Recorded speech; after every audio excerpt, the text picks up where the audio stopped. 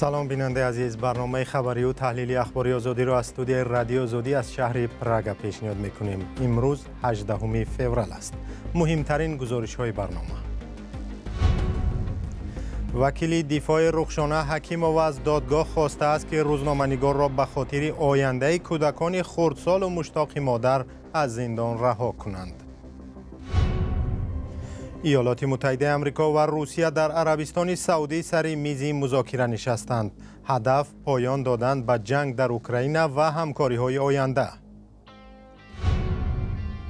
صدها میلیون دلار برای ساختمان نیروگاه راغون صرف شده است. مقامات میگویند نمیدانند که باز چند میلیارد دیگر لازم می شود.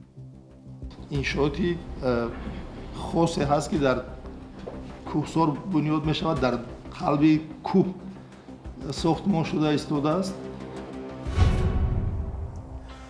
وکیل دفاع رخشانه حکیموف و روزنامه‌نگار و مادر دو کودک خردسال از حکم 8 سال زندان به دادگاه بالای شکایت برده خواسته است تا او را آزاد کنند.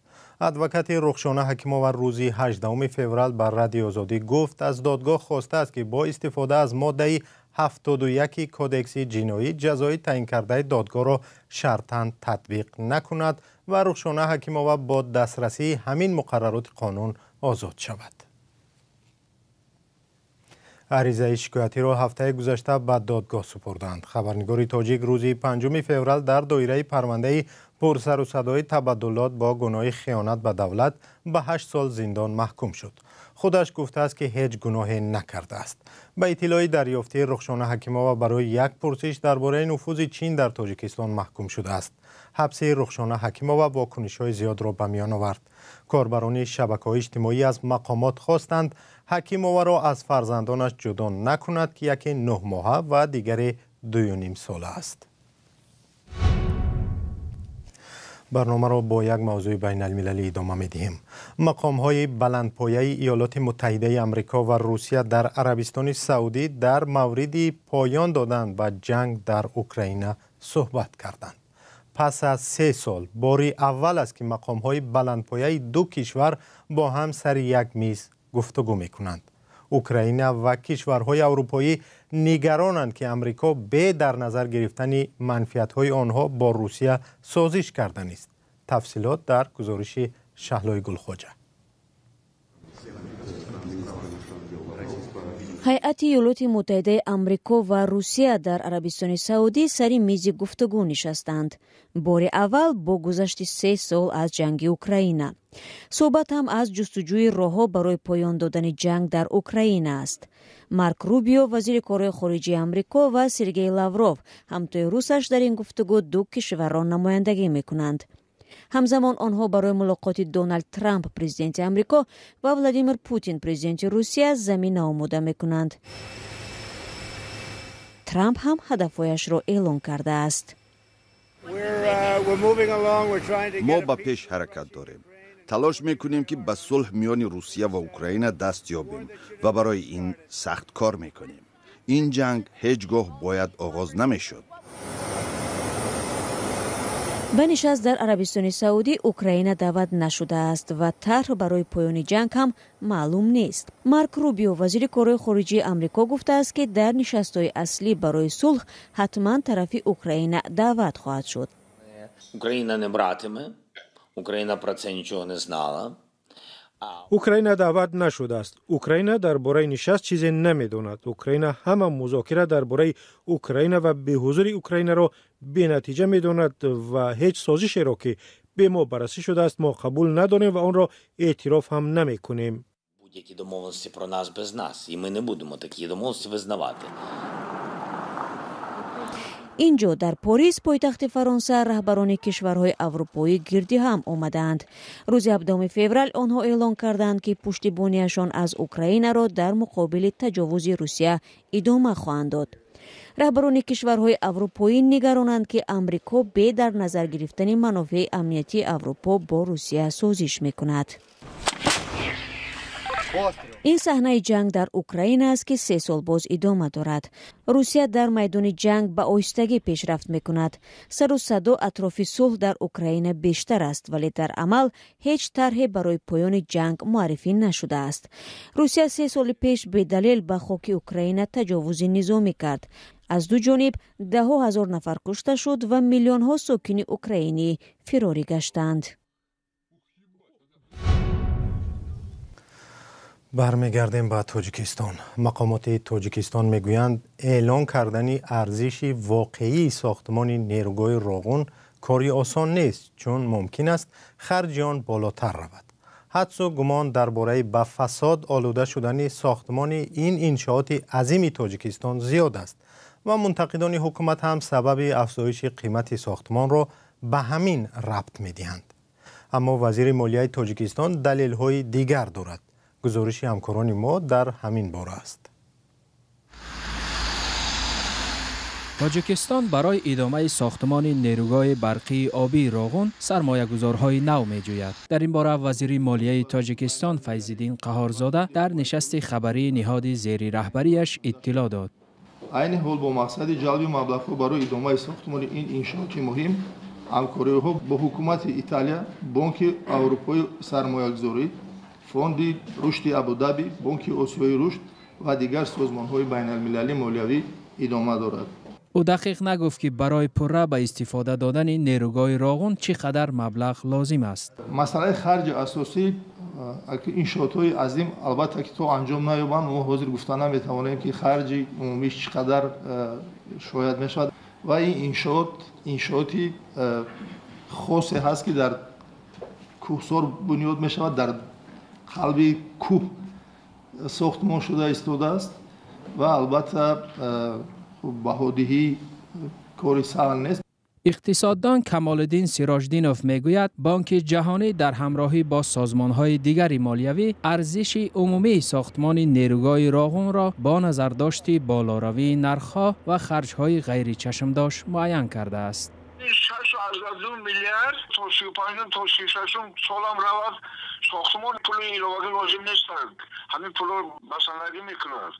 حکومت تاجیکستان تا این وقت برای نیروگاه راغون که آن را مسئله حیات و ممات مینامد از بودجه کشور میلیون ها دلار جدا کرده است. ارزش ساختمان این نیروگاه دوام 16 سال اخیر 2 برابر زیاد شده است. سال 2008 حکومت تاجیکستان ارزش ساختمان راغون را 3 میلیارد دلار گفته بود. مقامات به قربشوی پول و بالاروی نرخ محصولات را سبب گرانشوی طرح میگویند، ولی مخالفان سیاسی آنها افزایش خراجات را به فساد مالی و نبود شفافیت در خرج سرمایه ها بستگی میدهند.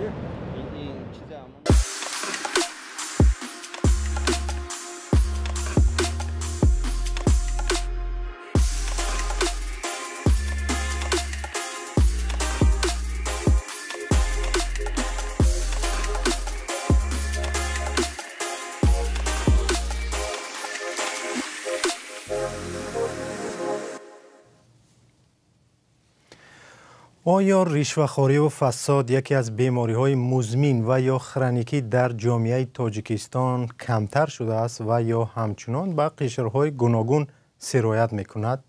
خود حکومت گفته است که فساد و رشوه‌خواری به امنیت ملی کشور تهدید می‌کند. همین مسئله هفته گذشته یکی از موضوعهای بحث در نشست خبری آژانس مبارزه با کروپسیا در دوشنبه بود و همکاران ما هم شاهد بحث و گفتگوهای مقامات آژانسی با خبرنگاران بودند که اینجا با هم می‌بینیم. بحث سطح فساد در آژانس مبارزه با کروپسیا در تاجیکستان. نمایندگان این نهاد با ارزیابی‌های سازمان شفافیت بین‌الملل یا ترانسپرنسی اینترنشنال که در رده‌بندی اخیر خود میان 180 کشور تاجیکستان را در زینه 164 قرار داد، راضی نیستند. دیگرش این که جمهوری تاجیکستان در موقع 164 قرار دارد، این معنی نیست که جمهوری فساد زده باشد. خودی تشکیلات ترانسپرنسی اینترنشنال قید نموده است که دولت‌ها از نگاه اقتصادی اجتماعی از نگاه فرهنگ عرف و عادت‌ها تحلیل کرده میشن و این به منطقه‌ها نیز تاثیر خواهد رساند. ба назари ӯ созмони шафофияти байнулмилал дар бораи тоҷикистон маълумоти кам дорад, бинобар ин арзёбиҳояш қобили эътироф нест. агар ба давлатҳои ҳамсоя назар кунем, қалам ба давлатҳои ҳамсоя мисол мегирем, агар ҷумҳурии ӯзбекистон, ҷумҳурии қазоқистон, қирғизистон назар кунем, аз қирғизистон 7 манба, ӯзбекистон ва қазоқистон 9 манба таҳлил карда шудааст. танҳо ҷумҳурии тоҷикистон, ҷумҳурии исломии афғонистон, ҷумҳурии туркманистон аз 3 манба маълумот гирифтаанд ва манбаҳо низ таъсир мерасонанд, яъне агар манба нест, маълумот камтар аст. намояндагони ин ниҳод ба пурсиши хабарнигорон ки сатҳи фасод дар кишвар дар кадом зина аст, посухи дақиқ надоданд. танҳо таъкид намуданд ки оид ба дарки афкори ҷомеа дар бораи мавҷудияти коррупсия бо фарогирии 10 000 нафар пурсиши социологиеро шурӯъ карданд ки эҳтимол моҳи апрел анҷом ёбад.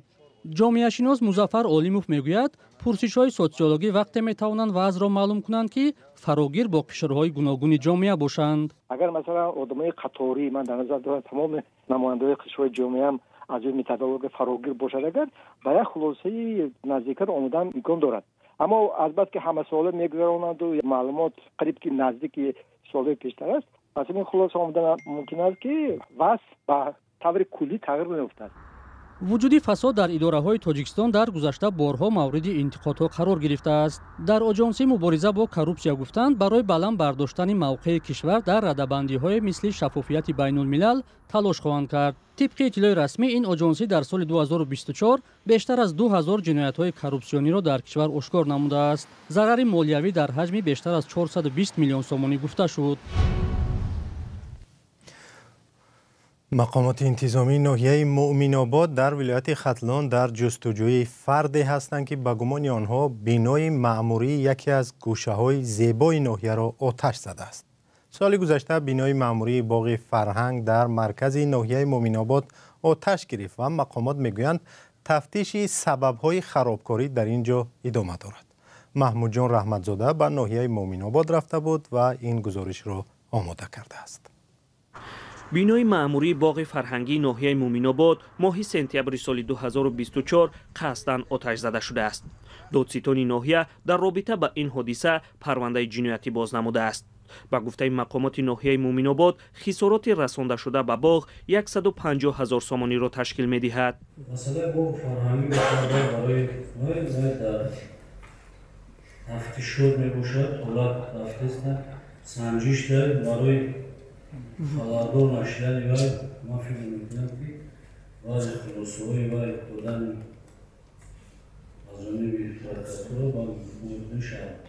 дар ҳамин ҳол сохтмони бинои маъмурии нав дар ин боғ оғоз шудааст. як манбаъ аз раёсати корҳои дохилии вилояти хатлон мегӯяд ки сабаби асосии ин ҳодиса ба баҳси ду соҳибкор рабт дорад ки дар ниҳоят ба оташ задани бино анҷом ёфтааст. вале маълум нест баҳс байни ин соҳибкорон бар сари чӣ сар задааст.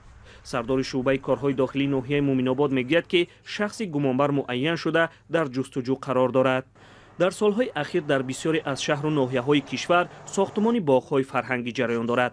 то соли 2020 ноҳияи муъминобод боғи фарҳангӣ надошт, аммо бо ташаббуси соҳибкорони маҳаллӣ ва дастгирии давлат чунин боғ бунёд гардид.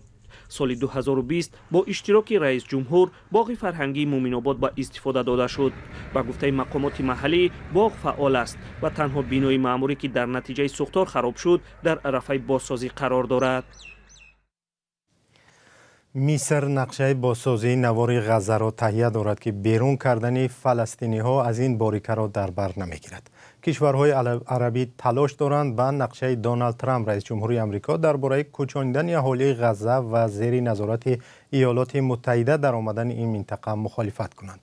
ба гузориши нашрияи давлатии Ал-Аҳром, нақшаи Миср аз он иборат аст ки дар навбати аввал минтақаи бехатар ташкил шуда сокинони ғаза то бартараф кардани харобаҳо ва барқарор шудани иншоотҳо дар он ҷо бимонанд. сипос ки ахбори озодиро тамошо кардед. фардо дар ҳамин соату лаҳза бо хабарҳои тоза бармегардем, вале шумо то он лаҳза хабарҳоро бо аксу видео аз саҳифаҳои радиои озодӣ дар ютубу тикток, телеграму инстаграм, иксу одноклассники пайгирӣ кунед. худо нигаҳдор.